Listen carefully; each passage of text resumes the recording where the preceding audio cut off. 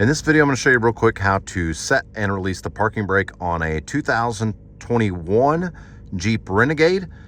It's very similar for other Jeep model vehicles. Right here in the center console, there's a button that says, has a little P on it, and it says pull on.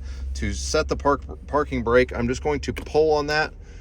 You'll notice up on the screen now, right here, it says brake. I know it's hard to see, but it says brake there. That tells us that the parking brake is engaged. To turn the parking brake off, I'm going to press down on the brake pedal. At the same time, I push down on this button. You'll hear a little noise, and then you'll notice that is now turned off up there, telling us that the parking brake has now been turned off. If you thought this video was helpful, give it a like, comment with any comments, subscribe to help us make more videos just like this. Thanks for watching.